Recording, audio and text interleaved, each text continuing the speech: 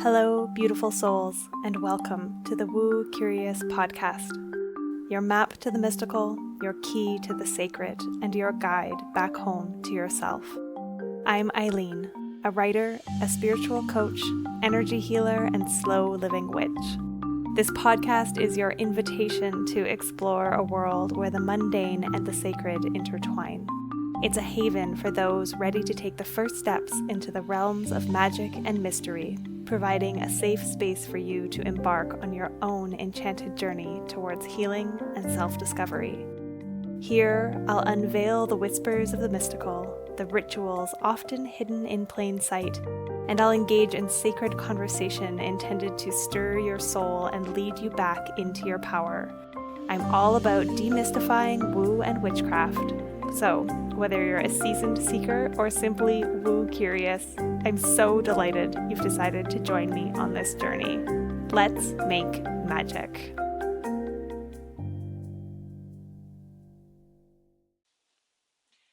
Hello, Woo Crew, and welcome back to another episode of the Woo Curious podcast. I am your host, Eileen, and today's episode will be a solo episode. And I think it's going to be pretty short and sweet. You'll know by looking at the length better than I know as I dive in here today. And today's episode is all about getting caught up in the conditioning and the ways that we make ourselves wrong, the ways that we end up feeling like failures, and the ways in which we often feel like we're doing a bad job at life, work, at friendshipping, at partnering, at momming, whatever it might be. And this is all stemming from something that came really clear for me as I was chatting with a couple other dear friends, also entrepreneurs, last week or this week as I record, last week as you listen, inside of a little mini mastermind that we have created. And I was speaking to the way that I have been feeling the last 3 weeks since Bloom ended, since that beautiful week of coming together, connecting live with so many of you. I know a whole other big handful of you were watching those replays. And I was so excited to be delivering this course again, or this journey, as it were.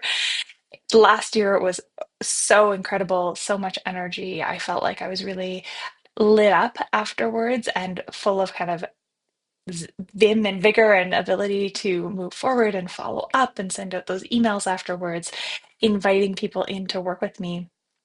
And while I truly loved every moment of delivering Bloom this year, I was tired. I was really tired for various reasons. I had gone from a launch of the Wise Wild Woman mentorship that opened in the beginning of February, straight into a launch of Unleash Your Inner Witch that opened mid-March, straight into that launch of Bloom and delivering Bloom. Meanwhile, I was also working more shifts than I usually do at my I call it my night job instead of my day job. My side hustle, if you will, serving tables, which is so glamorous. But I was working a few extra shifts every week because we had a few people away on vacation. And surprise, surprise, once again, Eileen hit a wall of burnout. And because I am the rest witch, the slow living witch, because I talk about hustle culture and capitalism's absolutely unrealistic expectations of our bodies and the deep need for us to be still more, to rest more, to take care of ourselves more. And I still hit a wall of burnout. I was feeling a bit like a fraud. And I definitely felt like I had failed. I felt like I had created all this beautiful connection with Bloom, and then I just went dark and silent. I didn't even send out my regular Monday morning email the following week, which If you've been with me on this journey for long, you'll know that I very rarely miss a Monday email. Sometimes they come out on a Tuesday, but they come out weekly. And I didn't write a single email the whole week after Bloom. The following week, I managed to get one email out, and I was just beating myself up. I really felt like I was a bad entrepreneur. I was a bad slow living witch. I was doing a terrible job. I was failing. And as I sat in this mastermind speaking to these two beautiful women, one of whom is also a projector. If you're here long, you'll know I talk about human design relatively frequently because I find it so fascinating and so useful. And one of the things that projectors do really well is see the things that others miss, or kind of, yeah, see really clearly the bigger picture. And being a projector, sometimes we forget that we still need others to hold up that mirror for us. And she looked at me and she said, "But have you failed? You know, the replays for Bloom are still up. They're up until April 18th. The doors to the Wise Wild Woman mentorship are still open. They're open until May 1st. So you have time." And what a beautiful teaching moment. What a beautiful lesson or story for you to share with your clients, with the people on your email list, with the listeners of your podcast, with all of those Instagram followers of how your own conditioning gotcha once again.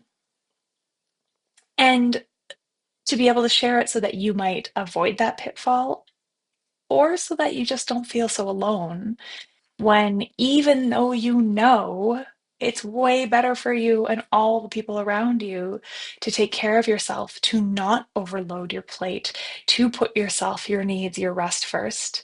Even though you know all of those things, you sometimes find it hard to actually do them. And maybe more than sometimes. The conditioning runs so deep.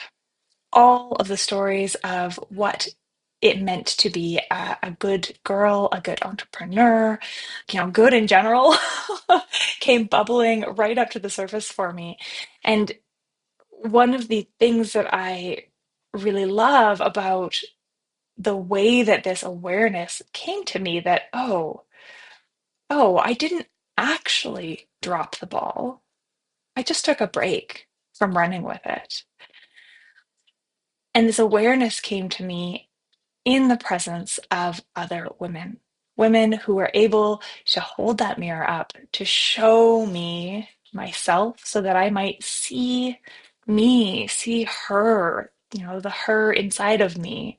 That if I was looking at anybody else, I would have been extending all that same compassion, all that same support, and reminding that there is no behind. There is no wrong way to do this life. There is only a timeline that you create for yourself. When you're feeling behind, it's only ever because you're comparing your timeline to what you think other people's timelines look like.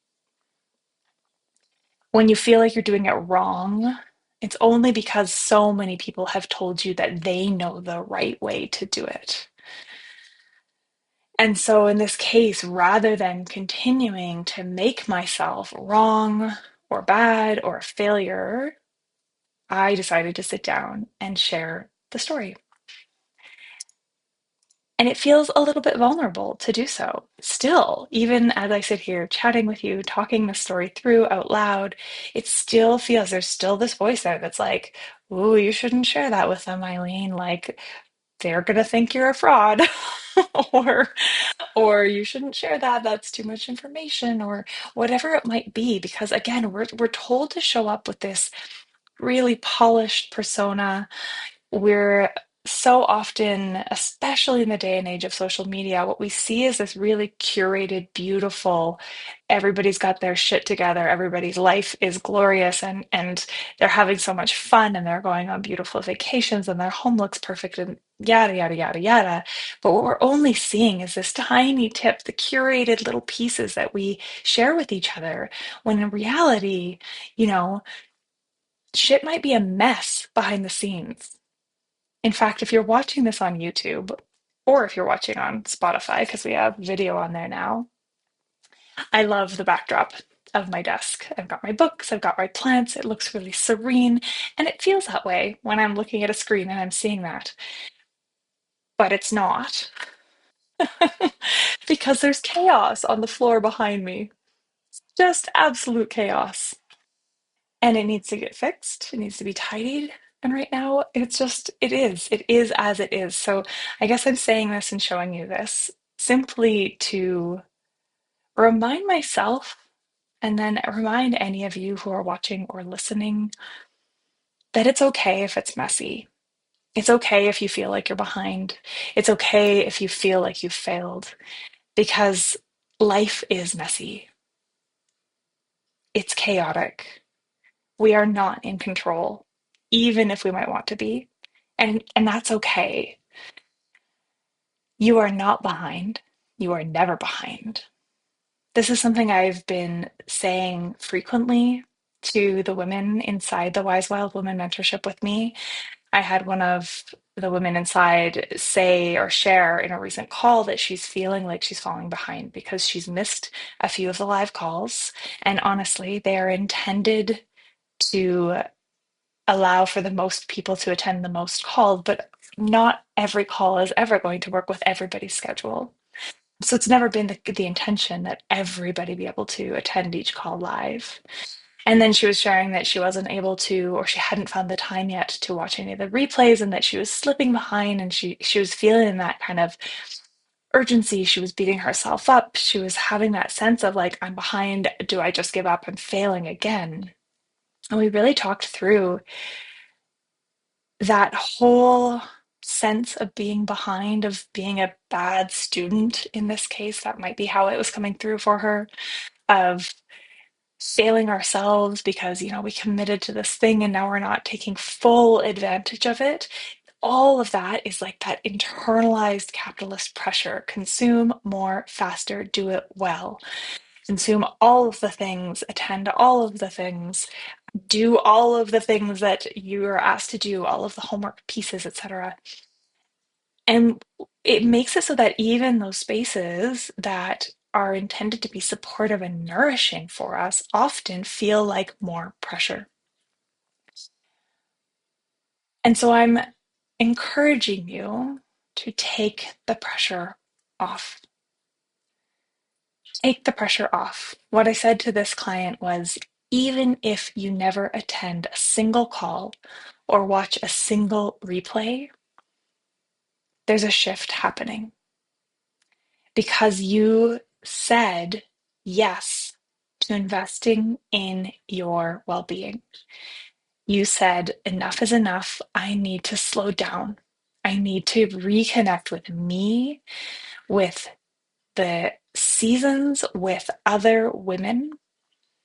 And there's space to do that in whatever manner feels the most supportive. And so, even if you are simply part of the community, maybe reading some of the WhatsApp messages, maybe attending the new moon rest circles, because those are the only calls that feel energetically aligned for you in this moment, or maybe even none of the above, and just permeating in the energy of having said yes to yourself,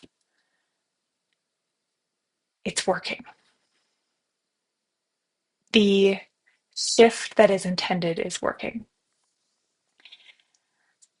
I'm really, really excited about the way that this space, this mentorship space, is slowly taking shape.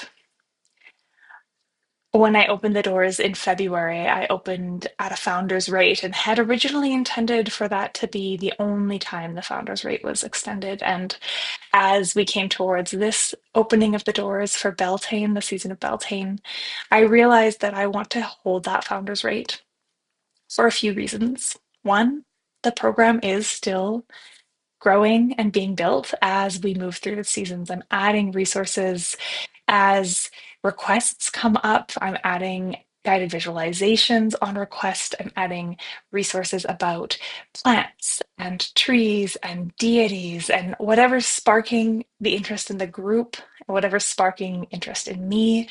That's all being added to the container as we move through.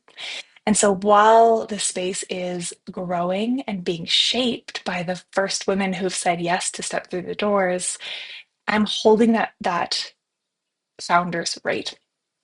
So if you're curious about the details, if you would like to be part of crafting a space that allows you to reconnect, remember the wisdom in your bones, return or reconnect with some ancestral traditions that belong to your people, create a sense of community and meaning and purpose and peace, I would love to have you step inside with us. The doors remain open until May 1st, the Eltane. And I'm going to drop the link below to peruse all of the details, all out in the open for you. No gatekeeping of anything here.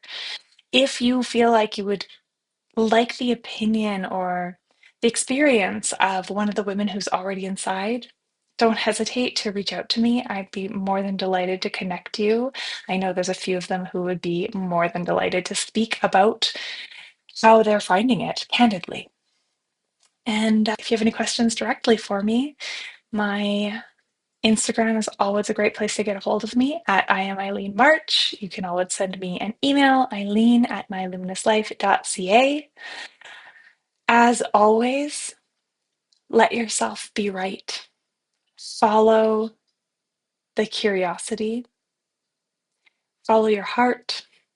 You are not behind. It's okay to quote unquote fail. And I'll see you back here next week. Bye for now.